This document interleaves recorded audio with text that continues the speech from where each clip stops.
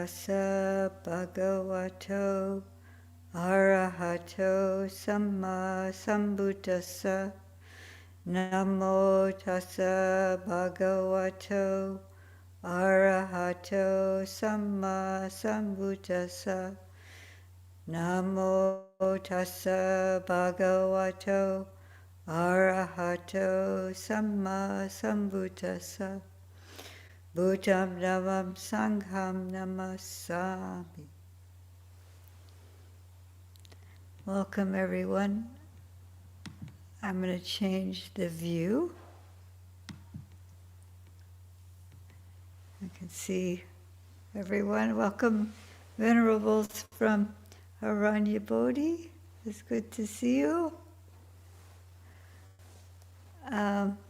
Today I chose a sutta that actually I've read through the entire Samyutta Nikaya at some time and some suttas again and again, but during my retreat at Aranya Bodhi, I encountered just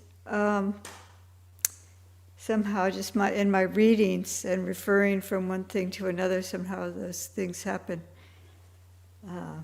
This particular sutta, I'll type it into the chat.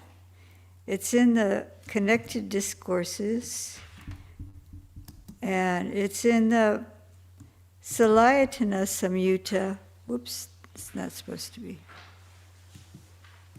It's SN39, and then I believe it's 2, let's see, I gotta get it up here. 239, I believe, is the number of the sutta.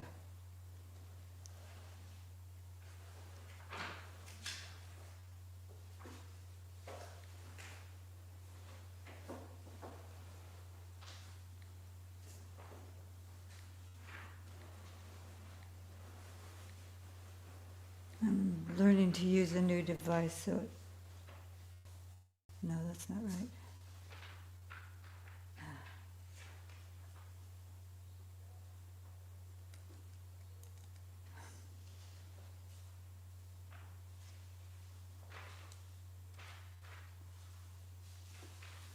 Should have gotten my other device. It's easier for me to use.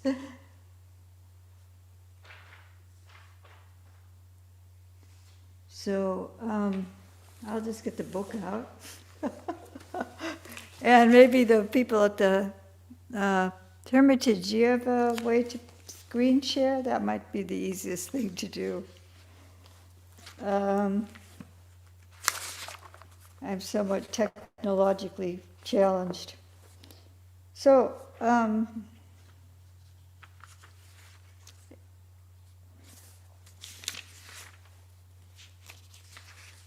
it's sutta number 239 in the Salayatana Samyutta. That's SN 35.239. If you have the hard copy, then it's on page 1239, 1239. If you have the hard copy, if you can get it on Sutta Central, or I don't know if the Venerables there at the, I don't see their faces anymore, their camera's off.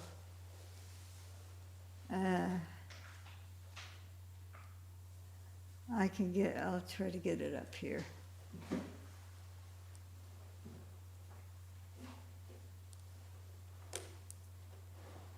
Hey, do you want help getting it on the computer so you can screen share? Yeah, that'd be nice. If we could screen share, it would be nice.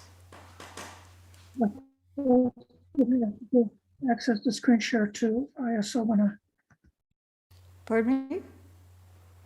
You would have to get Sobana the power to screen share, or if you make Aranya Bodhi into a co-host. Okay. I'm getting some technical assistance here from my friend in the Dhamma, Seminary Chariot. So, yeah, I should have just used my other device that I'm a little more familiar with.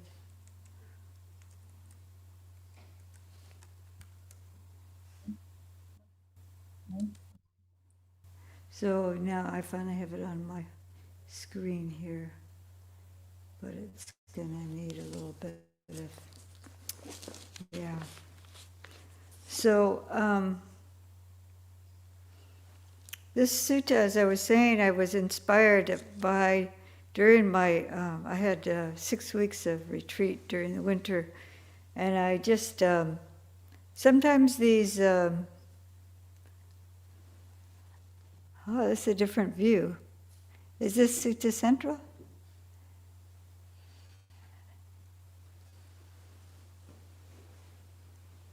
This is not on Sutra Central, but it's a copy of Bhante Sujato's translation that he published as a PDF. Oh, okay, because, yeah, then it doesn't have the translation. But we can read. We could read from Bhante Sujato's and then from Bhante Bodhi's, and then we can start discussing it. And we can start pondering the Pali as well. Would someone at Aranya Bodhi like to read Bhante Sujato's through? Certainly. So you want to do the whole thing or just? Yeah, we'll reread the whole thing through, and then we take it slowly. Okay, I can read the whole thing. Because it's not that long, it's a short sutta. Okay. So, mendicants. When a mendicant has 3 qualities, they're full of joy and happiness in the present life, and they have laid the groundwork for ending the defilements. What 3? They guard the sense doors, eat in moderation, and are committed to wakefulness. And how does a mendicant guard the sense doors? When a mendicant sees a sight with their eyes, they don't get caught up in the features and details. If the You can just Thank you. If the faculty of sight were left unrestrained, bad, unskillful qualities of desire and aversion would become overwhelming. For this reason, they practice restraint, protecting the faculty of sight and achieving its restraint. When they hear a sound with their ears, when they smell an odor with their nose, when they taste a flavor with their tongue, when they feel a touch with their body, when they know a thought with their mind, they don't get caught up in the features and details. If the faculty of mind were left unrestrained, bad, unskillful qualities of desire and aversion would become overwhelming. For this reason, they practice restraint, protecting the faculty of mind and achieving its restraint. Suppose a chariot stood harnessed to thoroughbreds at a level crossroads with a goad ready. Then a deft horse trainer, a master charioteer, might mount the chariot, taking the reins in his right hand and goad in the left. He'd drive out and back wherever he wishes, whenever he wishes. In the same way, a mendicant trains to protect, control, tame, and pacify these 6 senses. That's how a mendicant guards the sense doors. And how does a mendicant eat in moderation? It's when a mendicant reflects properly on the food that they eat. Not for indulgence, adornment, decoration, but only to sustain this body, to avoid harm, and to support spiritual practice. In this way, I shall put an end to old discomfort and not give rise to new discomfort, and I will live blamelessly and at ease. It's like a person who puts ointment on a wound only so that it can heal, or who oils an axle only so that it can carry a load. In the same way, a mendicant reflects properly on the food that they eat, not for fun, indulgence, adornment, or decoration, but only to sustain this body, to avoid harm, and to support spiritual practice. In this way, I shall put an end to old discomfort and not give rise to new discomfort, and I will live blamelessly and at ease. That's how a mendicant eats in moderation. And how is a mendicant committed to wakefulness? It's when a mendicant practices walking and sitting meditation by day, purifying their mind from obstacles. In the evening, they continue to practice walking and sitting meditation. In the middle of the night, they lie down in the lion's posture on the right side, placing one foot on top of the other, mindful and aware, and focused on the time of getting up. In the last part of the night, they get up and continue to practice walking and sitting meditation, purifying their mind from obstacles. This is how a mendicant is committed to wakefulness. When a mendicant has these three qualities, they're full of joy and happiness in the present life. They have laid the groundwork for ending the defilements. Sadhu, sadhu. So you don't have Sutta Central up, so you can't go to Bhikkhu Bodhi's translation now?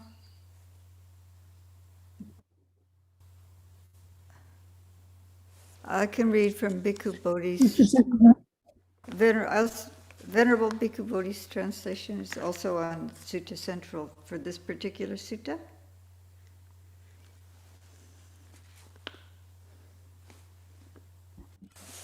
No, 35. 239. So you might have noticed that the simile is about the charioteer and the horses, not just about the chariot, the vehicle.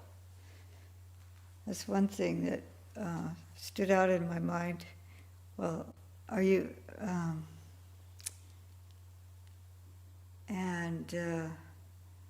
I'll talk a little bit more about it. I thought we could just read... I think that these two translations are pretty close. There's not really huge differences, but I could just read through Bhikkhu Bodhi's translation. And maybe Ayasobana is working on getting into Sutta Central. So also what's really beautiful about the sutta is it's starting out with three qualities that when a mendicant has these three qualities, they're full of joy, happiness in the present life, and they have laid the groundwork for the ending of defilements. So that's I think we're getting this. There we go. This is Bhikkhu Bodhi's translation. Someone else could read it if they wanted to. Would somebody else like to volunteer to read from the screen? Okay. Thank you, Aye. Thank you.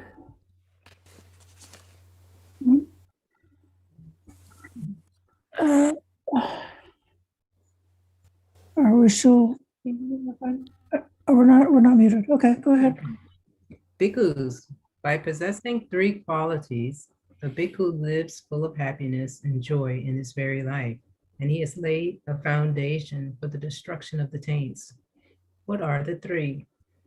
He is one who guards the doors of the sense faculties, who is moderate in eating, and who is devoted to wakefulness. And how, bhikkhus, is a bhikkhu one who guards the doors of the sense faculties?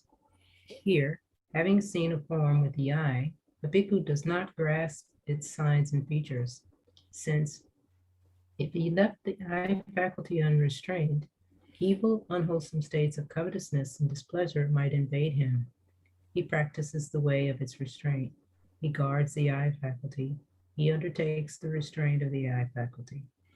Having heard a sound with the ear, having smelt an odor with the nose, having tasted a taste with the tongue, having felt a tactile object with the body, having cognized a mental phenomenon with the mind, the bhikkhu does not grasp its signs and its features, since if he left the mind faculty unrestrained, evil, unwholesome states of covetousness and displeasure might invade him.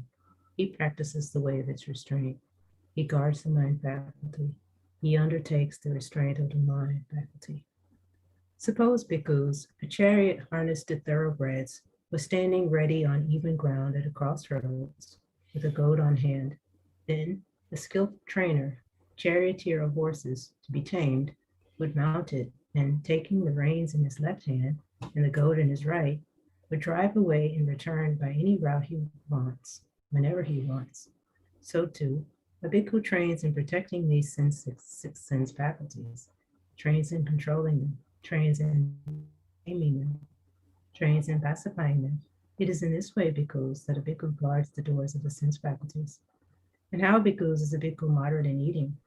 Here, reflecting wisely, a bhikkhu takes food neither for amusement, nor for intoxication, nor for the sake of physical beauty and attractiveness, but only for the support and maintenance of this body, for ending discomfort and for assisting the holy life, considering, thus, I shall terminate the old feeling and not arouse a new feeling, and I shall be happy and blameless and live in comfort. Just as a person anoints a wound only for the purpose of enabling it to heal, or just as one greases an axle only for the sake of transporting a load, so a bhikkhu, reflecting wisely, takes food for assisting the holy life. It is in this way, bhikkhus, that a bhikkhu is moderate in eating. And how, bhikkhus, is a bhikkhu devoted to wakefulness? Here, during the day, while walking back and forth and sitting, the bhikkhu purifies his mind of obstructive states. In the first watch of the night, while walking back and forth and sitting, he purifies his mind of obstructive states. In the middle watch of the night, he lies down on the right side in the lion's posture, with one foot overlapping the other, mindful and clearly comprehending, after noting in his mind idea of arising. After rising, in the last watch of the night, while walking back and forth and sitting, he purifies his mind of obstructive states. It is in this way, bhikkhus, that a bhikkhu is devoted to wakefulness. Bhikkhus, it is by possessing these three qualities that a bhikkhu lives full of happiness and joy in this very life, and he has laid the foundation for the destruction of the taints. Thank you. So, I don't know if it's easy to switch back to the Mate Sujatas with the Pali, because we might be able to have a little discussion about the Pali as well as how it's translated. I think they're similar enough. There's nothing too radically different between the two translations. I don't know if anyone who is looking at the other, while the one is read, if they saw something that was really outstandingly different. It's pretty much the same.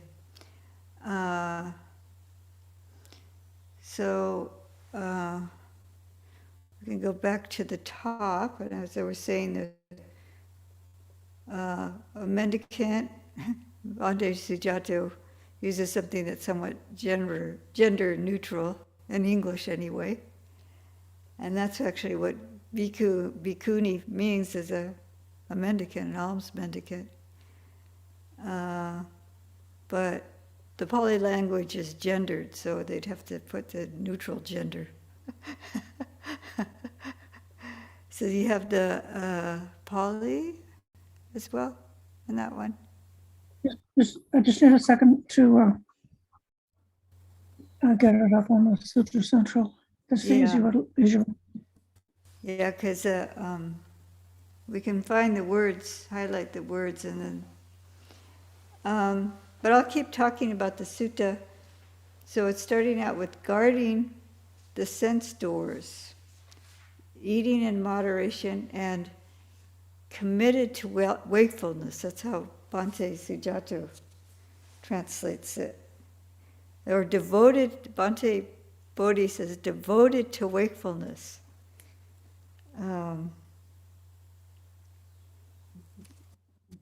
So often you hear about restraint of the sense faculties, but this is talking about guarding, and actually the word there, gutta dwaro, that could be somebody's name, guarded or something. It says, with means of access of the sense faculties, guarded, defended, and controlled. So this word, maybe the arrow could point out, there's a guarding or protecting the sense doors. And that sounds, instead of like restraint, and especially in the some cultures, that sounds like kind of constricted or oppressed or something like that, like you're denying yourself, but to protect, to guard, to the senses, and that includes the mind. There's the six senses, and the sixth sense is the mind. So this is, we're protecting our faculties. And then there's the description of how one guards. And Bhikkhu Bhante Sujato says that when a mendicant sees a sight with their eyes, they don't get caught up in the features and details. And Bhikkhu Bodhi says, here, having seen a form with the eye, a bhikkhu does not grasp at its signs and features. So this was kind of when I first, grasping at signs and features was the original way I heard it translated.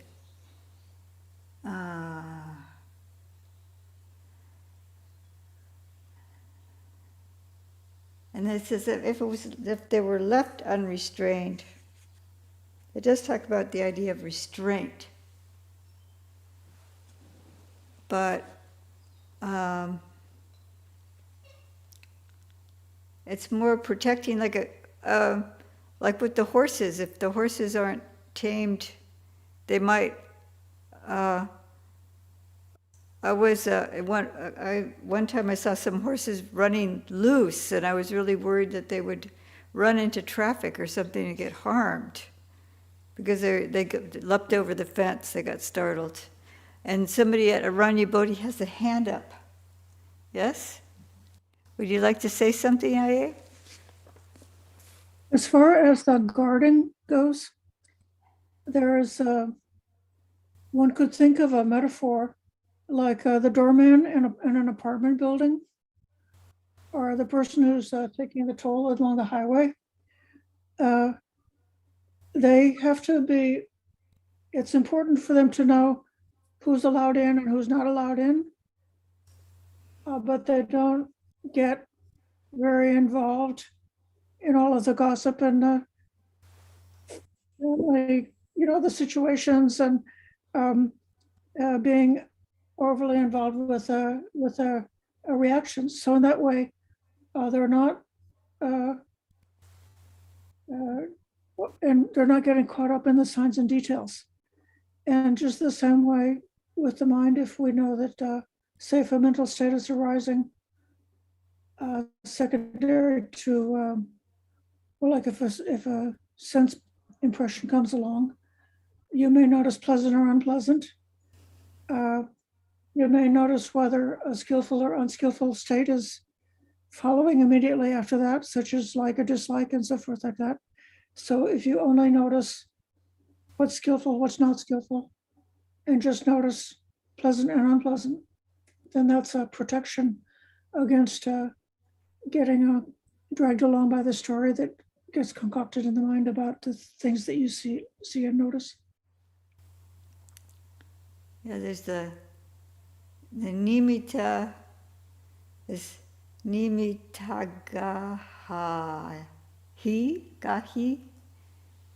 and that's like a sign.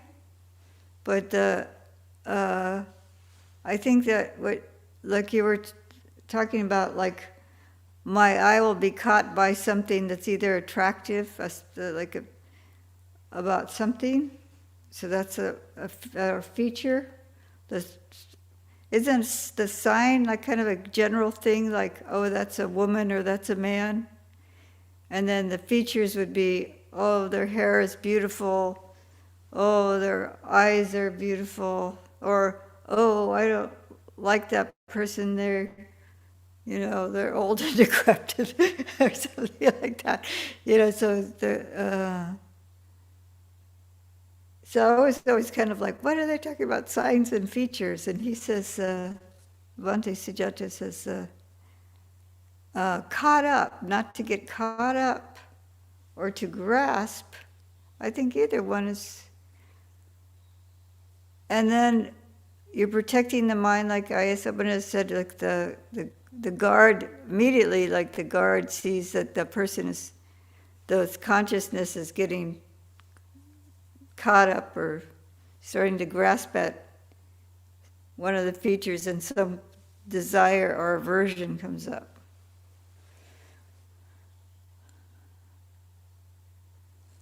But the guard, that's a good simile to protect. I can't move this. To protect the mind, the eye consciousness, the ear consciousness, by having some awareness of unwholesome or wholesome states arising.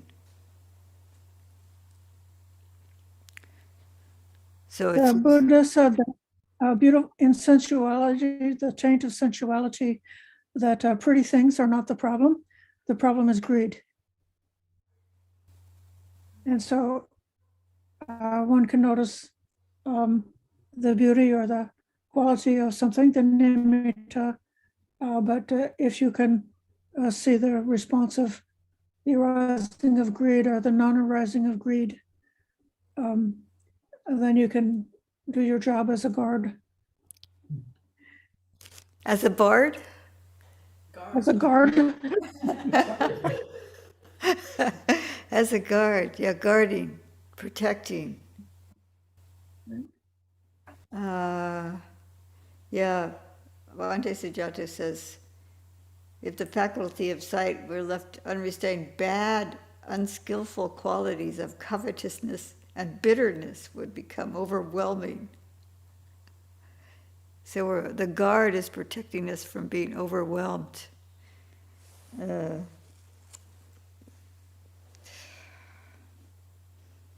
Bhante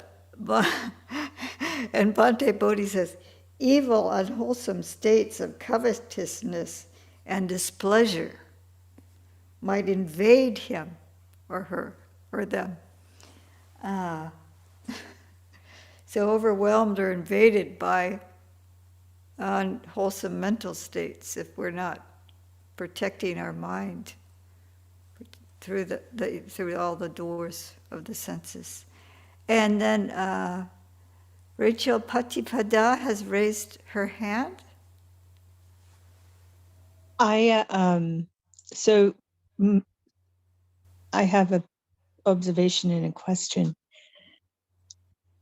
So this entire sutta is really focused on the greed, hatred, and delusion, the desire and aversion, and this form responds to that consistently, continuously.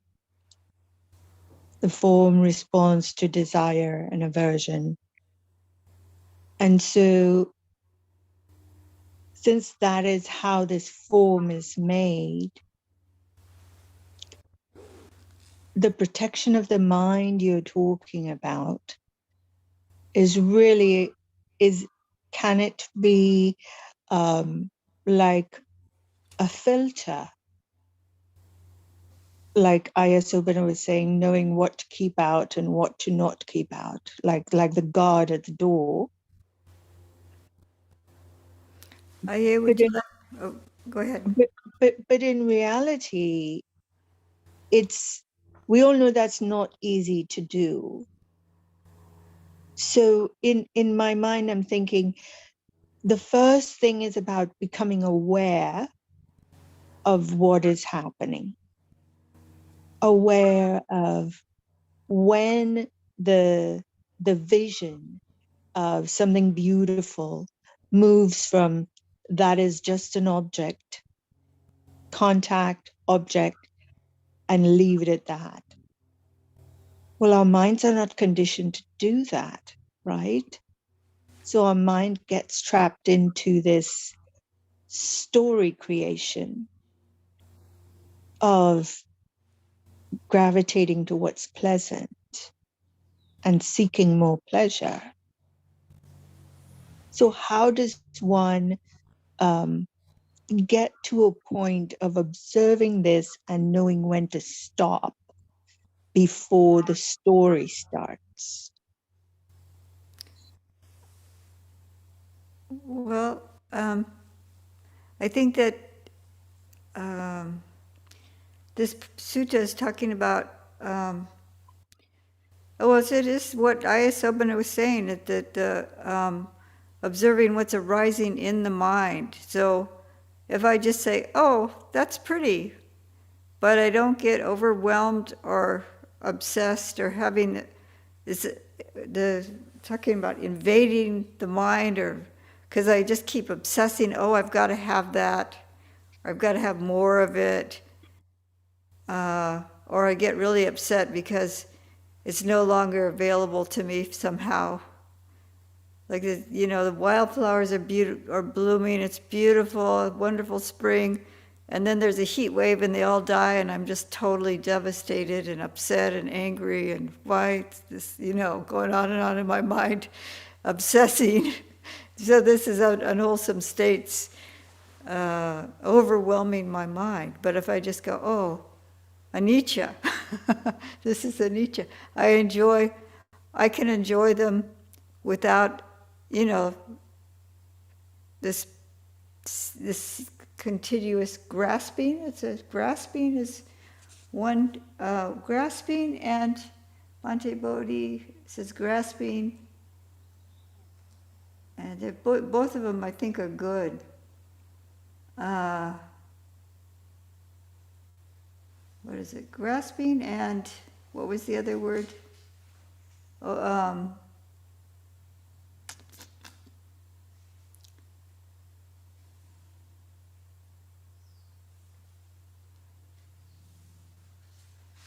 May I speak, IA? yeah, go ahead. They're not overwhelmed, and they're not grasping, and they're not. What is the other word that Bhante Sujata word used besides?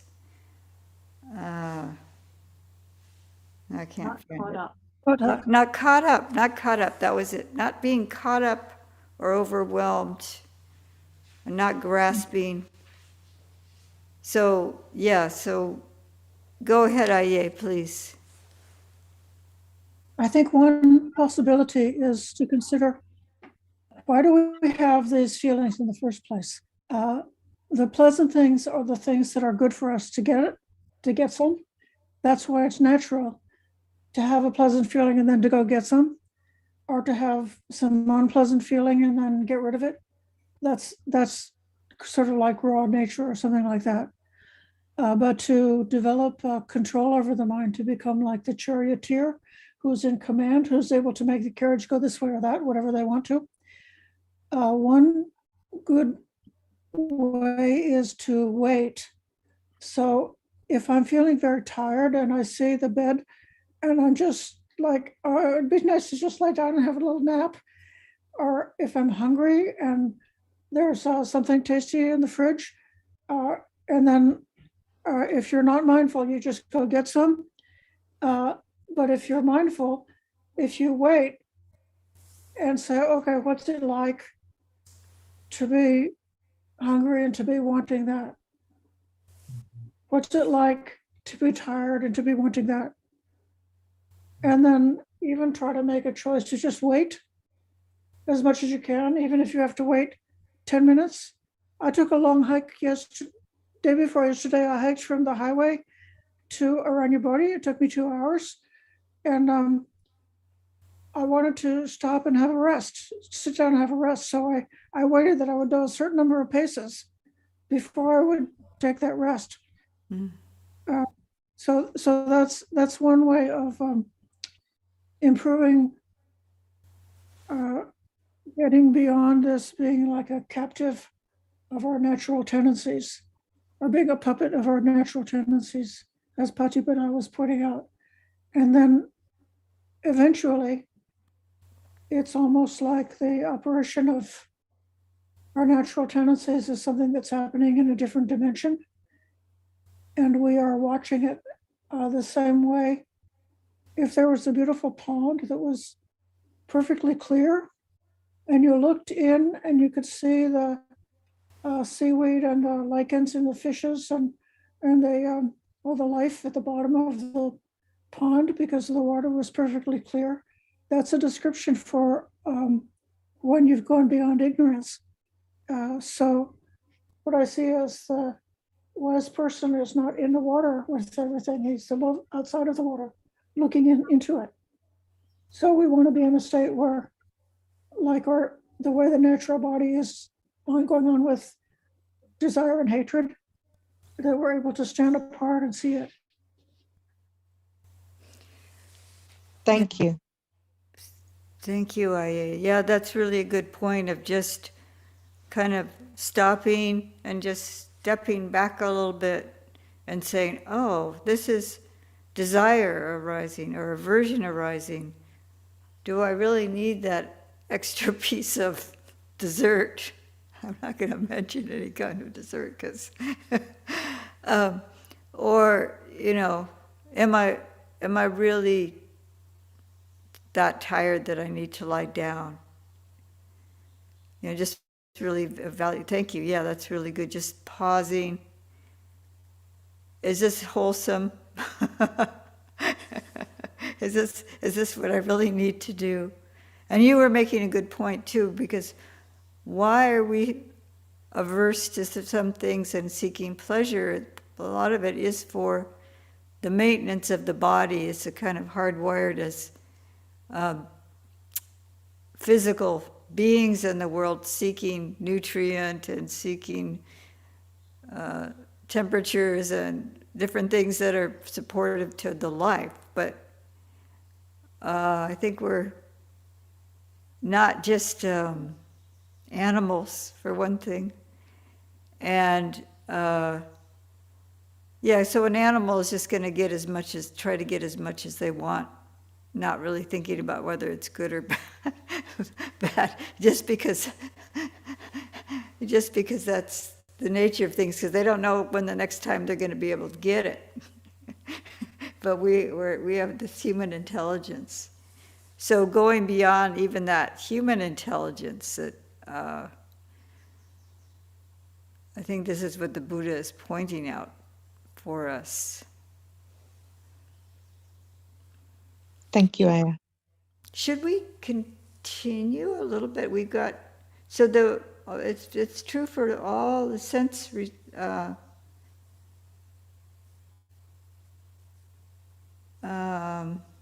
didn't read the simile of the chariot yet again. Do we have a reader?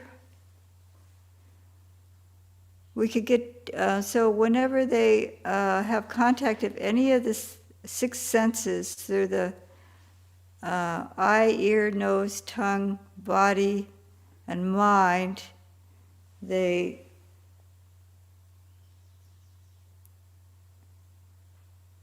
don't get caught up in the signs and features, or they don't get overwhelmed, or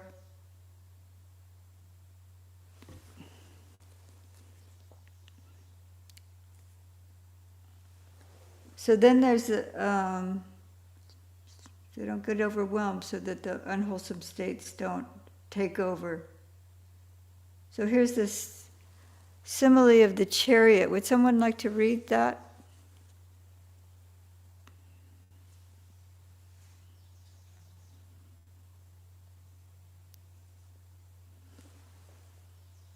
Suppose a chariot stood harnessed to thoroughbreds at a level crossroads with a goad ready. Then a deft horse trainer, the master charioteer, might mount the chariot, taking the reins in his right hand and goad in the left. He drive out and back, wherever he wishes, whenever he wishes. In the same way, the mendicant trains to protect, control, tame, and pacify these six senses. That's how a mendicant guards the sense doors. So Bhante Bodhi's translation actually stood out to me for a particular reason. It says, suppose bhikkhus, a chariot harnessed to thoroughbreds was standing ready on even ground at a crossroads with a goad on hand. Then a skillful trainer, it says, a charioteer of horses to be tamed, would mount it and take the reins in his or her hands and the goad in the left hand and the goad in the right, and would drive away and return by any route they would want.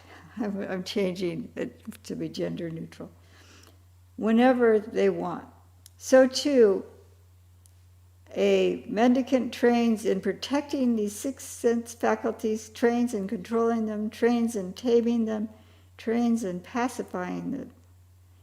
It is in this way that a person guards the doors of the sense faculties. I just changed it a little bit. But yeah, it does say a deft horse trainer, a master charioteer. But it says also about horses that are tameable. So there's this relationship between the charioteer and the horses. And the horses and the charioteer and the chariot are like one unit. And so it takes some training to have the horses I don't know how many horses they may be harnessed together, but they have to pull the chariot together, and they're not going to be running off the road to go after some grass or something on the side. They're going to follow the direction of the master charioteer. So somehow the simile just really struck me. Also,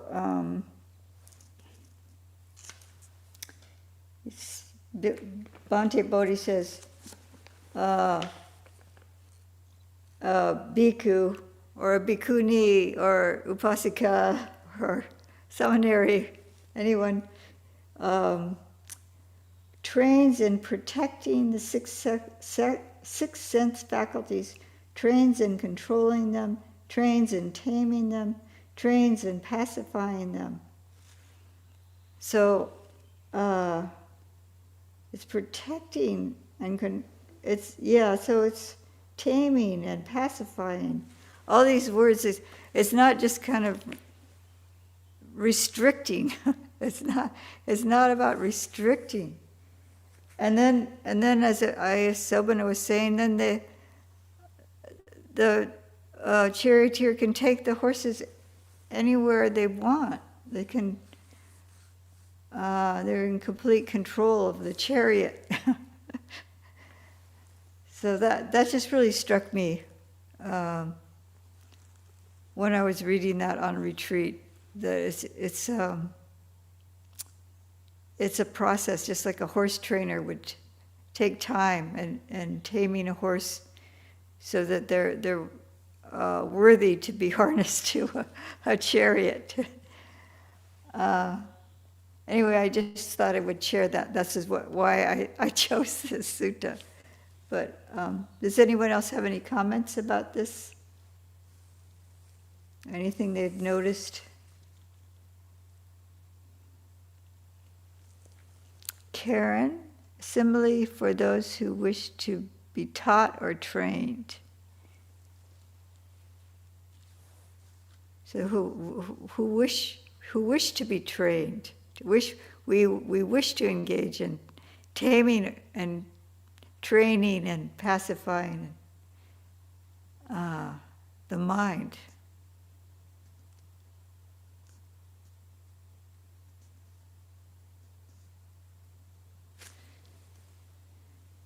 Any other comments?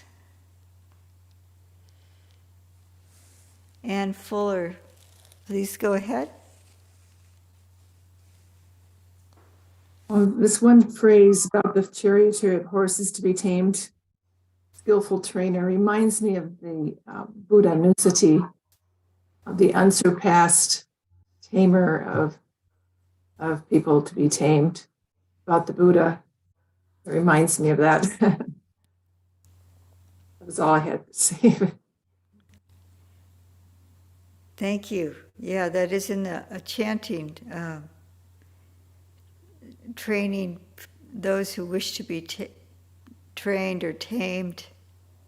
And so we're learning from the Lord Buddha's teaching to tame and train ourselves.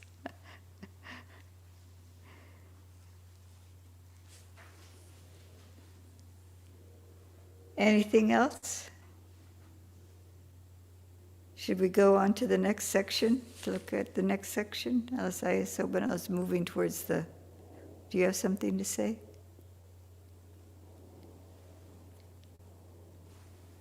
You're muted, Aye, if you wanted to speak.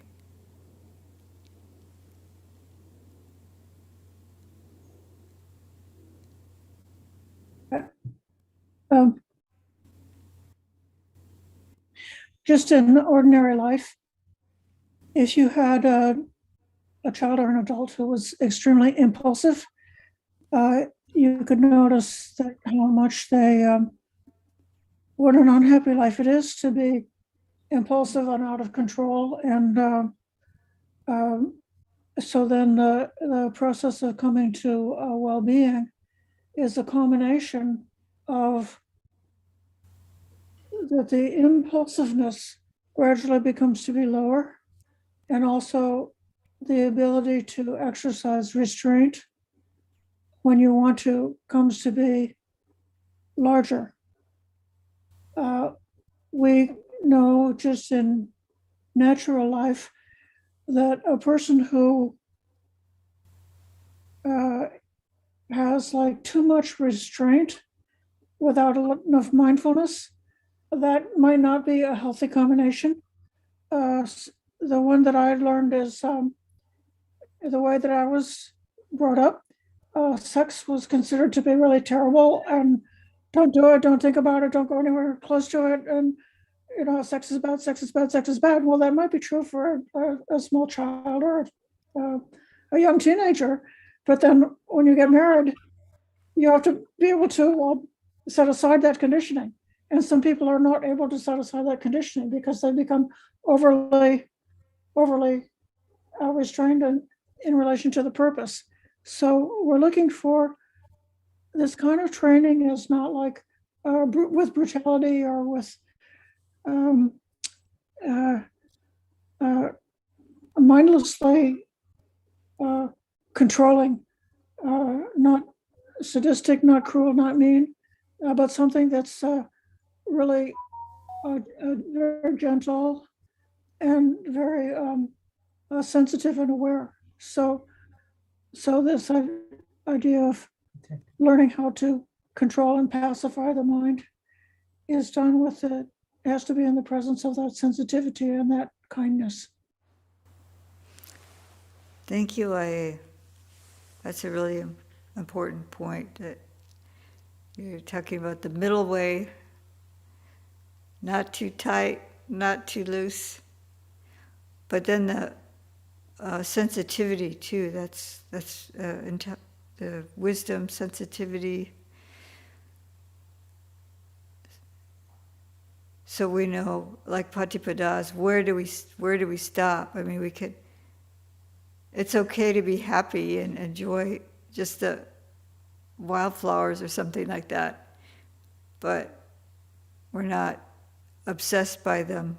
We just keep walking. We're not going to pick some.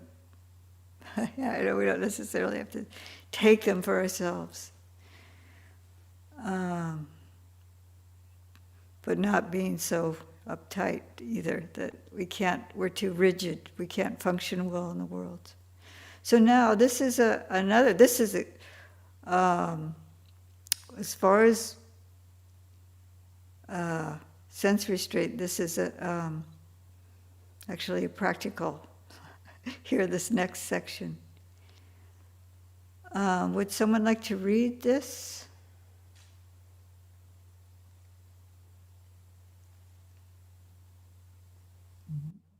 I can read it. Okay.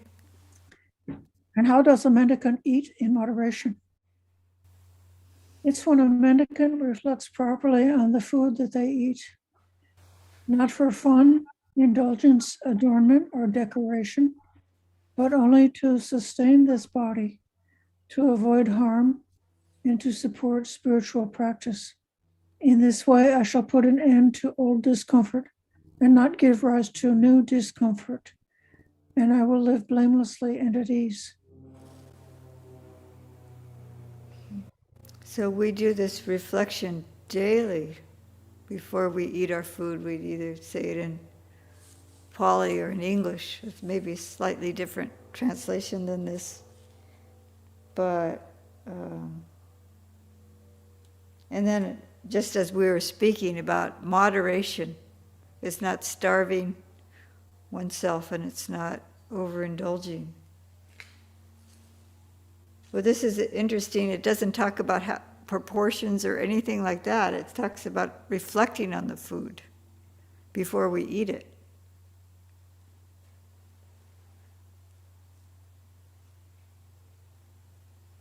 Would anyone like to comment about this? Anyone here or in the Zoom?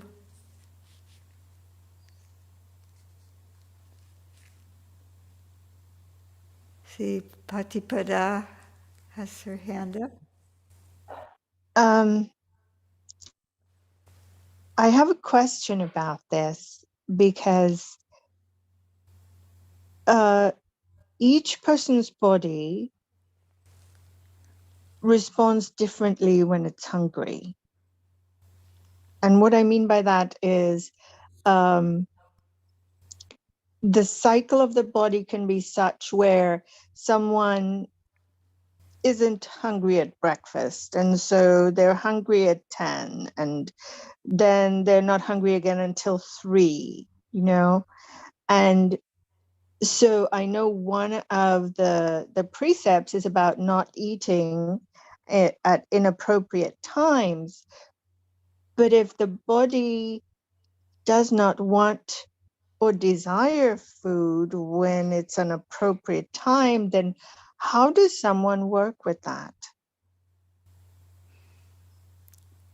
Well, when I was a layperson, I took 8 precepts on, and I knew daily I had a set time for myself. It wasn't solar noon, but I stopped at 1 p.m. because I was still working in the world, and that was my finished time. So my body, after a certain time, got anticipated that. Because I guess if you're committed to that practice, you just wouldn't eat. You would, or, maybe you wouldn't eat that day, and then the next day you go, oh, I better eat at that time. Or maybe you eat it. But then the body gets accustomed to that. So That's retraining, it's like retraining the body then. Yeah, it's retraining the body. Okay. And then not everybody has to follow 8 precepts, and anybody can look at this reflection before they eat and make a decision to just eat moderately and not think about, am I eating for intoxication? I mean, you can eat enough sugar and other things and feel kind of high. Or, just because the taste. So why am I eating? Right. Yeah. So it's like Ayasopana was saying, it's about the greed, the desire, and really observing when that arises in every with every moment that we're making choices. Mhm. Yeah, Okay. so it's pausing before we get the extra dessert or the extra whatever it is. It's yummy. Thank you. Yeah. So Karen has her hand. Yeah, thank you for your reflection. I was just gonna share like with myself, I noticed that prior to my practice, I would get really, really cranky when I was hungry. Like I would be such a jerk when I was hungry. And then as I started practicing, with the precepts and as my practice went along, and maybe as I got older, perhaps I noticed that I'm not really hungry that much anymore. So it's really just like you said, I think the body becomes accustomed to the timing of when you're eating, and the mindfulness of what you're putting in your body. So I know for myself now, I could probably go a whole day without even eating. I don't know why. I feel healthy and all, but I'm just not very hungry at all. I don't know if it has something to do with age or if it has something to do with even the practice in general. Thank you.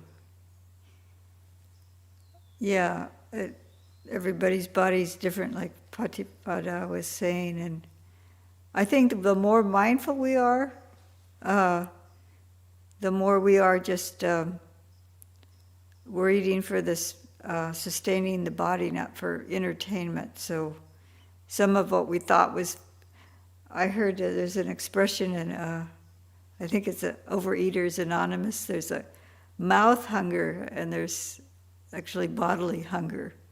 So you start being aware of whether am I just craving something to put in my mouth or do I really need something?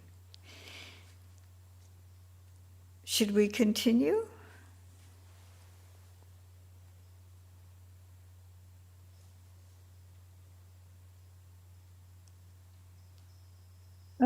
Before leaving this topic, there's one other thing that's not very clear in this reflection, but I see it a lot in myself and in modern times. People sometimes eat because of anxiety. Mm-hmm.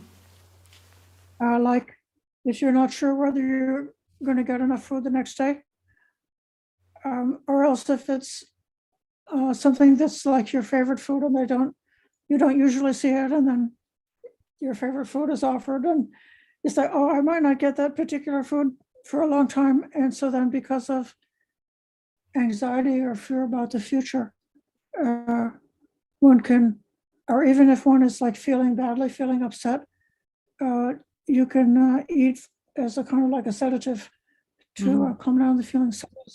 Those are also ways in which food can be misused, that if we're being mindful, we can avoid those. That's all I have. Thank you. So there's another metaphor here, or a simile.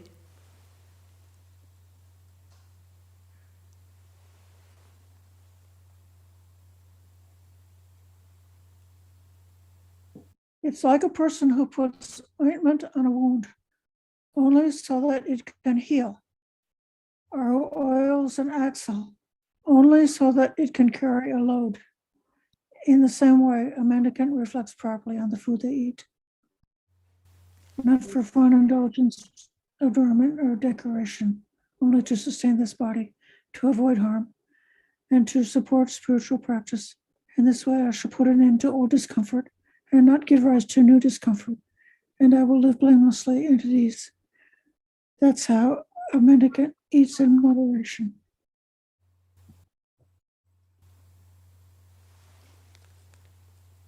So the old discomfort is the hunger and not giving rise to new discomfort is a indigestion. I think that's the explanation I heard of that. Does anyone do you have a different take on that? Did you hear another description for that? I do have a different take. Uh-huh. We eat to live, So eating is very much involved with craving for existence.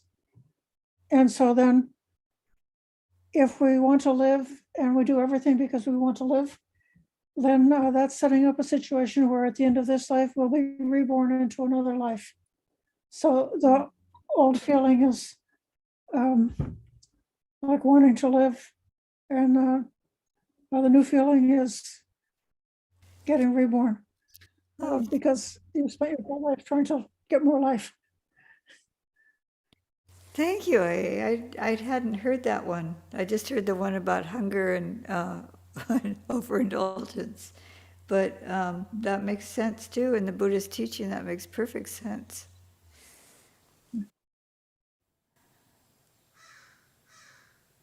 Upadisami.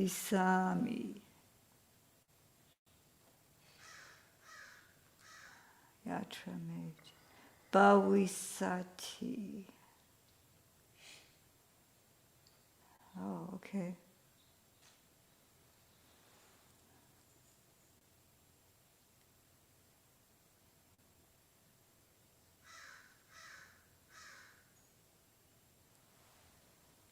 Anawajata.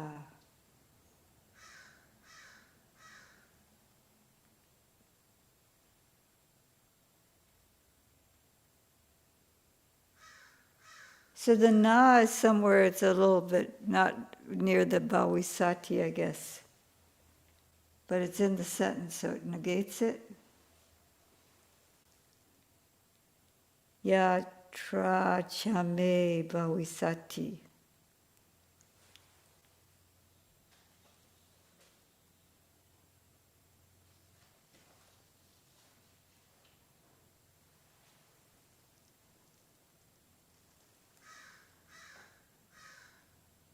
Anyway, trying to ponder the Pali a little bit to understand it, to see what you were referring to is actually in there.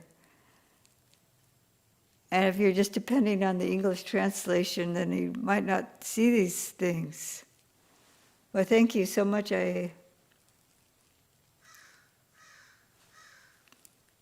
Ranya Bodhi has cameras off. I'm trying to use the computer like a touch screen and scroll it.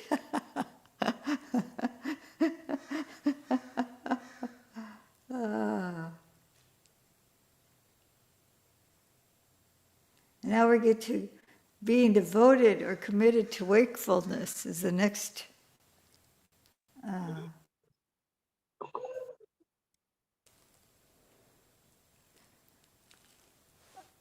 I don't know what's happening with the Aranya Bodhi. There they are. So, how are we committed to wakefulness?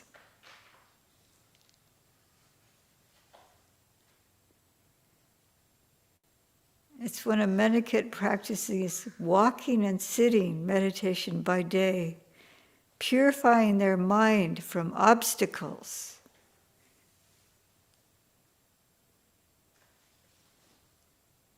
In the evening, they continue to practice walking and sitting meditation. In the middle of the night, they lay down in lion's posture on the right side, placing one foot on top of the other, mindful, aware, and focused on the time of getting up. So, if you just look at this part of it, it's like purifying the mind. This is the actual wakefulness. It struck me one time when I was looking at it. It's not forcing yourself to only sleep 4 hours, is it?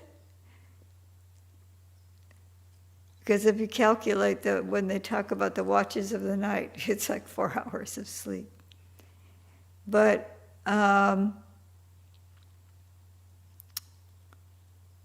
they practice walking and sitting meditation by day and throughout the day to purify their mind from obstacles.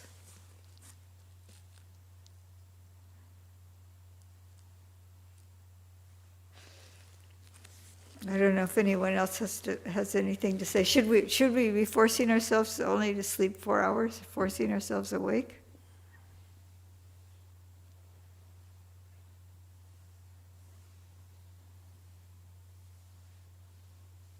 There's somewhere I they think that go ahead. like people, the Buddha said we should not be addicted to too much sleeping.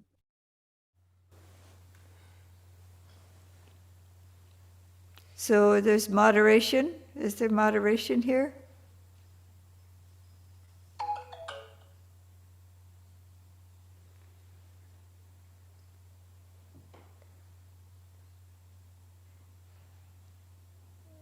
What is your answer? One extreme would be not sleeping at all, and the other extreme would be sleeping for 8 or 10 hours. And so 4 hours is the middle way.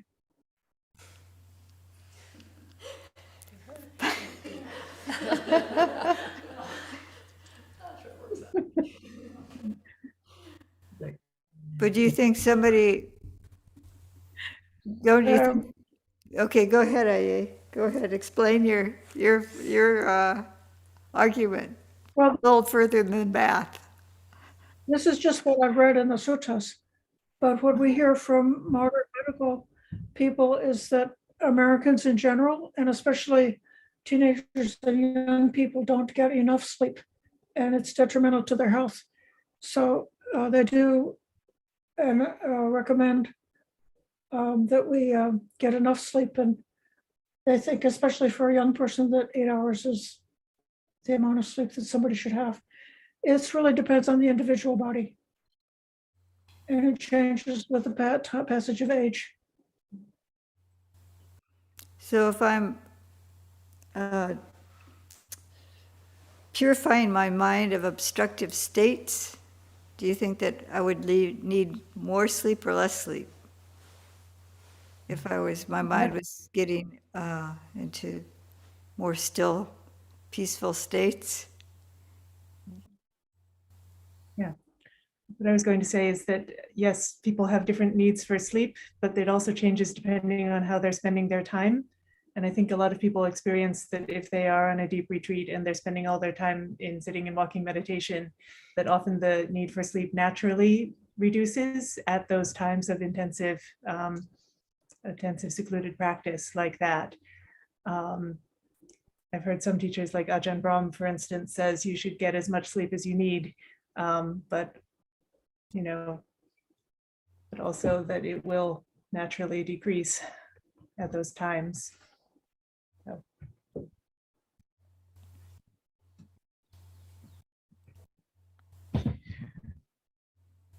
We used to notice when people come on a retreat, their life is so busy and they had to do so much running around to get ready for the retreat. Then like the first 2 days or 3 days of their retreat, they sleep a lot because they're crashing and overcoming all of the stress that they were under before. Yeah, I think there is the circumstances that supports. I mean, naturally, if the mind is, it's just like a physical body. If you're, like doing a lot of hard physical work, you're going to really need to rest, and take some time to really rest the body. And if your mind is stressed and busy and occupied with a lot of different things, there's a lot of sensory impact, then the mind is fatigued.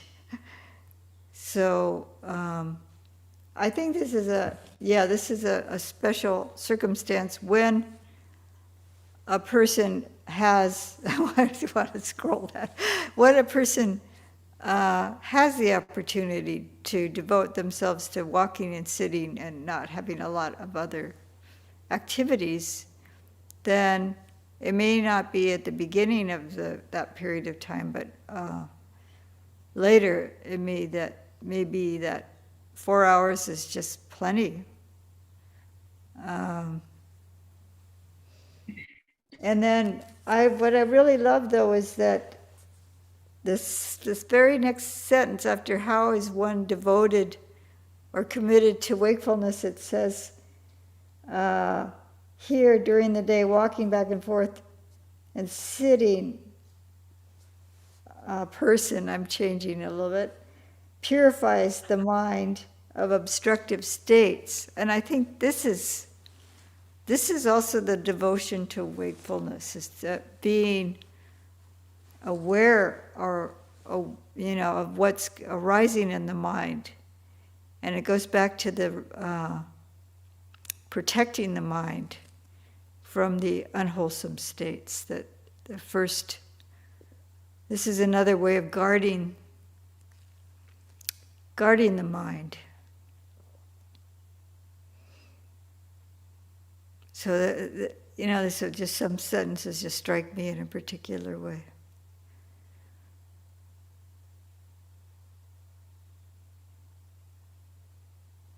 And I do notice too, well, as I get older, I've needed less sleep.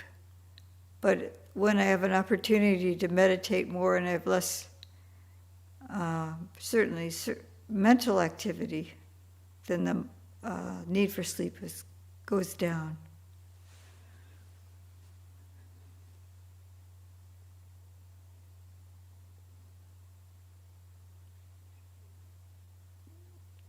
Anyway, the Buddha, I don't think he has a formula that's rigid, that one size fits all kind of teaching he's got.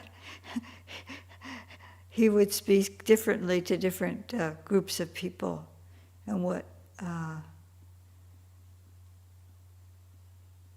So, Jagariya, isn't there a monk? Jagari.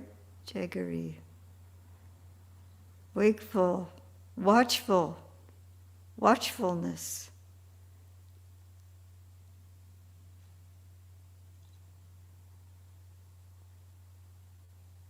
Yeah, so devoted to, committed to. That's interesting, watchfulness. And the idea of being awake, what is that? To be awake, really?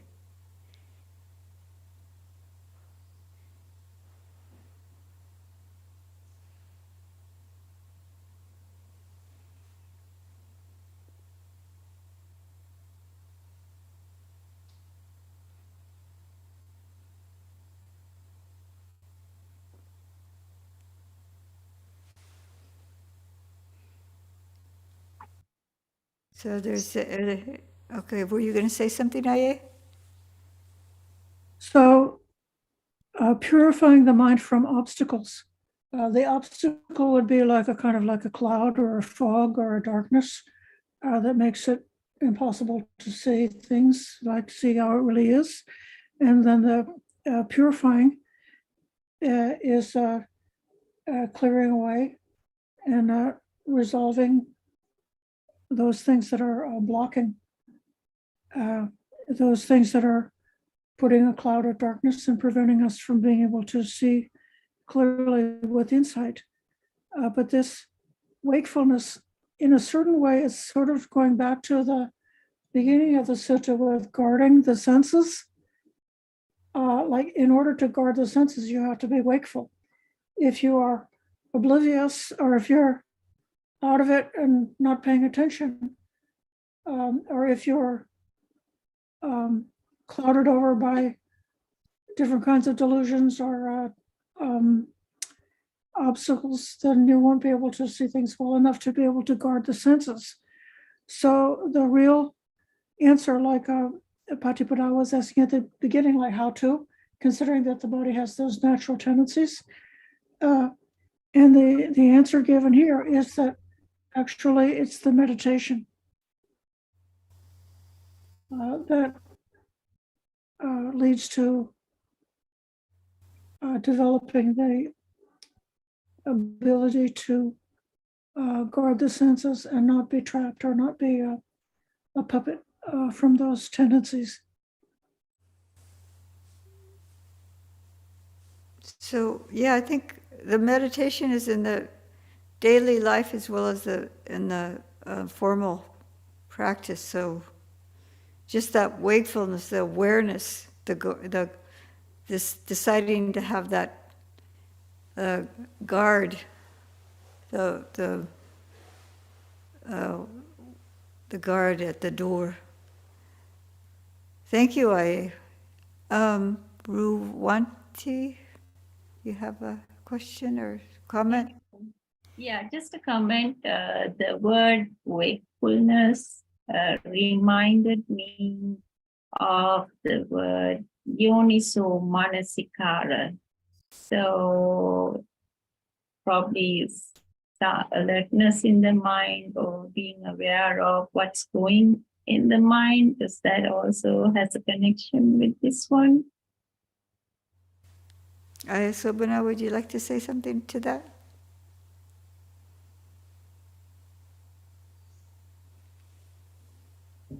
There are many near synonyms that are metaphors or ways of pointing to the same quality.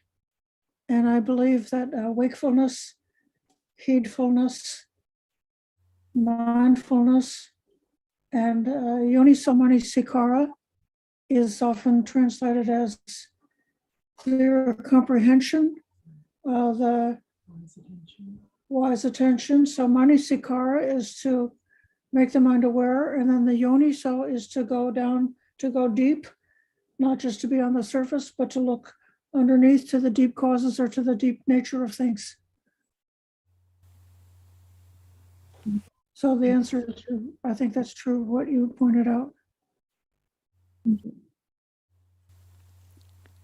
Well, thank you, I think you have some other comments in the chat. Pardon me? Yeah, so There's some other. just exactly that the going to the source or going deeply. So, whoops. Yeah, it's a different aspect of the mind being aware, the mind being alert and aware.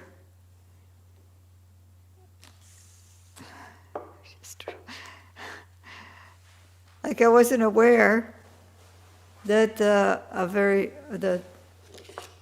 this bell ringer was on the other side of the book, and I moved the book, and then this has a tendency to roll because it's a rounded object. So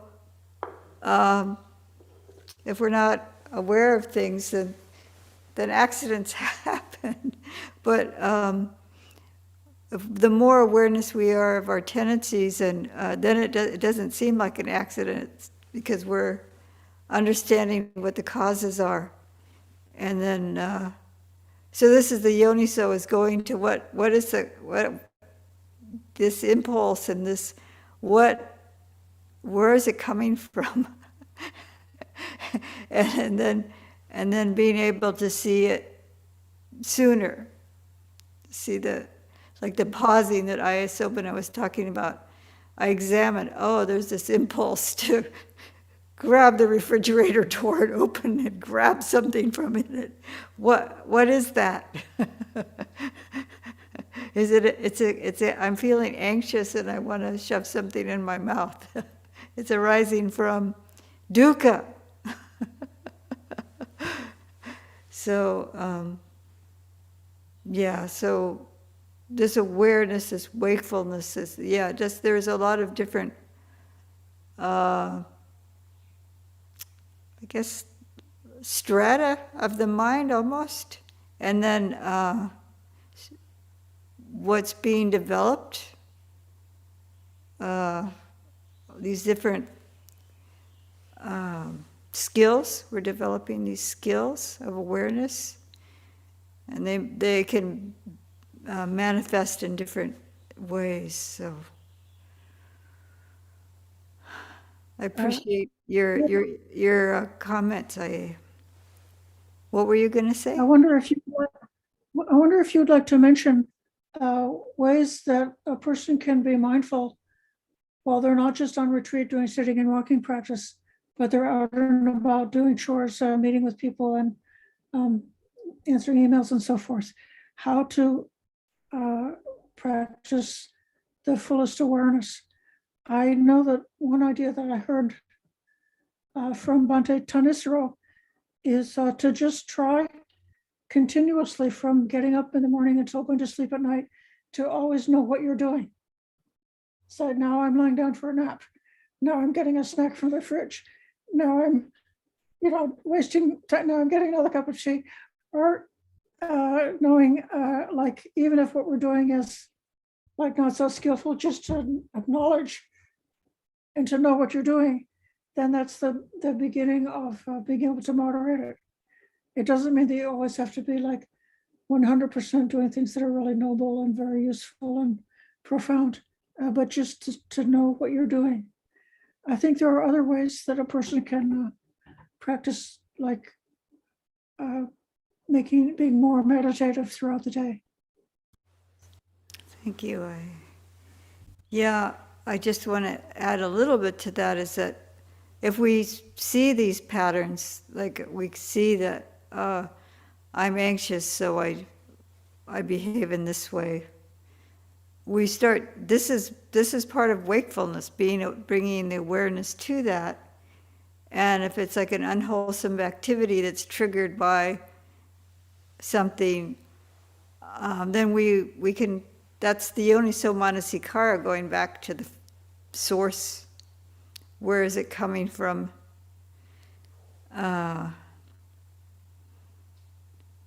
Further we go back, the more we can be a little bit more directing of like the charioteer has been more in control of the horses. And Karen has a hand up. I was gonna share when I started my practice, I made 2 intentions. One was to add more love than hate into the world.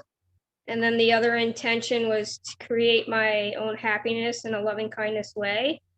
And then when I would walk out the door, I would remind myself that my practice is going to be tested in how will I respond, and trying to remember the Eightfold Path when I closed the door and walked out into the world. So those were ways that I tried to implement mindfulness in my everyday practice. Yeah, that's important, to set an intention, or to be committed, make a commitment to oneself. And it closes here, this one sentence here, it says, I'm going to change it to a person. When a person has these 3 qualities, they're full of joy and happiness in the present life, and they have laid the groundwork for ending the defilement. So that's the asavas. And it's translated variously. Asava, the destruction of the taints, or the destruction of defilements, is kind of more generic. The outflows, the inflows, there's different ways these are translated. But I'd like to mention that Ayasobana will be leading a retreat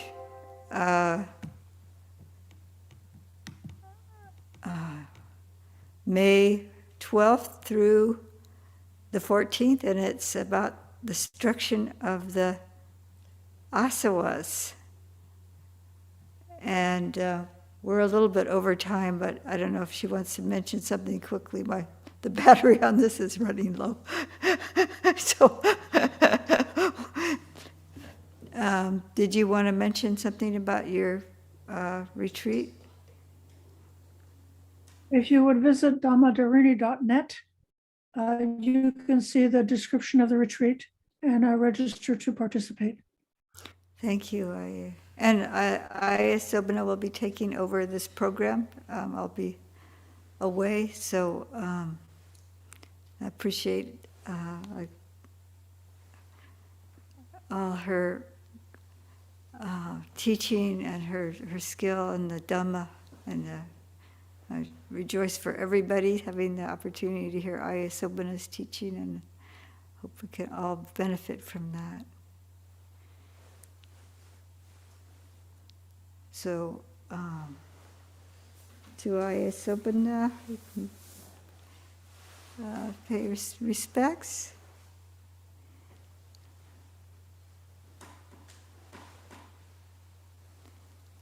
And we can turn, and if you have a Buddha image, or you can see the Buddha image on our screen here, maybe. Oopsie. I'm going to see what the view is here. Oops, wrong screen. I'm going to change it to pinning myself again. Pin. Okay, there we go. So now you can see the Buddha image a little bit more on the screen, and I will try to get myself in the direction of the Buddha image. And so we can close with the Arahant.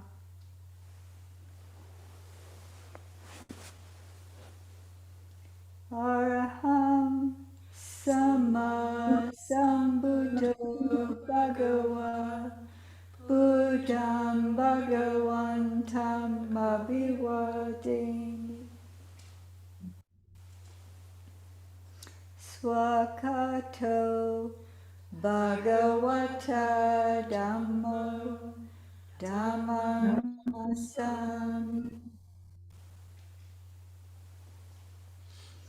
Supatipanno Bhagavato Savaka Sangho Sangham Namami.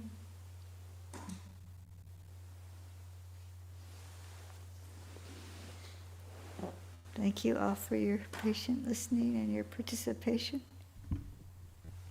Thank you, Aya. You're welcome. Thank you, Ayasobana, also. Thank you both. Thank you, Alice Vijana, for their kindly dedicating your time for the Sutta studies in the last few months. Really appreciate it. Thank you so much. Oh, you're very welcome. My pleasure. You've given us some very precious gifts, Aya. Thank you. Oh, Yes, yes, you have. Thank you. yeah, it's been a joy participating in the suttas with you all. So may you all be well, happy, and peaceful. You as well, Aya. Thank you. Thank you.